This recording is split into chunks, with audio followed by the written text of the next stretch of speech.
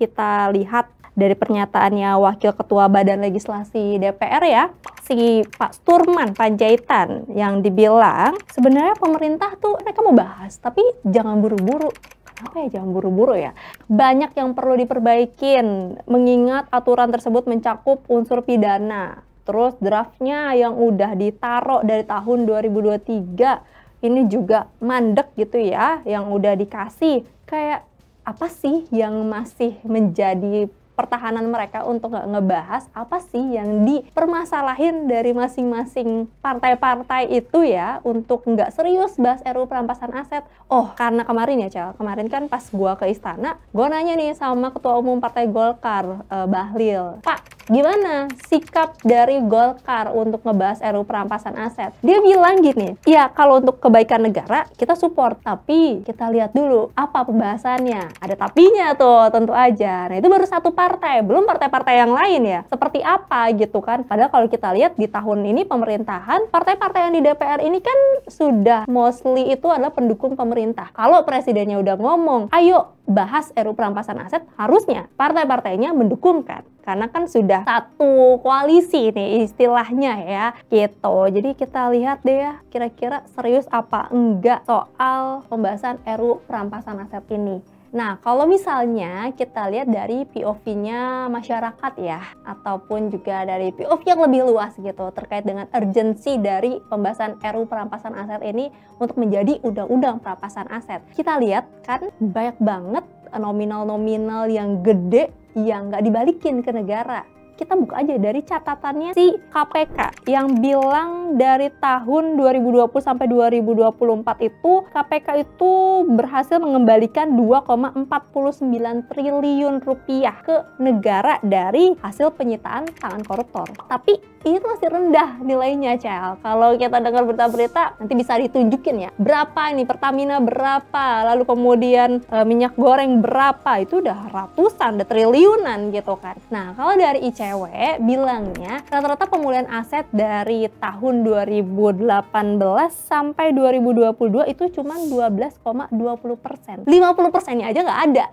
Jauh banget gitu kan. Wah, kalau dihitung-hitung kita kaya juga ya sebenarnya ya, tapi nggak ada yang balikin duit kita gitu kan, korupsi. Nah, kerugiannya setiap tahun itu negara bisa mencapai 36,7 triliun rupiah, dan yang dapat dipulihkan baru 4,48 triliun rupiah. Jauh banget kan? Dari 36 ke 4,48 triliun. Bayangin, kalau misalnya bisa dibalikin, itu kita bisa benerin jalanan, fasilitas di transportasi umum, ataupun juga yang lainnya, ini bisa diperbaikin. Tapi masalahnya cuma 4,48 triliun rupiah. Program pemerintah aja lebih gede dana yang dibutuhin dibanding pengembalian asetnya. Capek nggak sih? Capek banget kan ngelihatnya. Nah, kalau misalnya kita lihat juga dari data tahun 2013 sampai tahun 2022, kerugian negara yang diakibatkan korupsi ini mencapai 238,14 triliun rupiah. Itu dari tahun 2020 sampai 2021. Ini terus ada peningkatan dari kerugian keuangan negara akibat korupsi.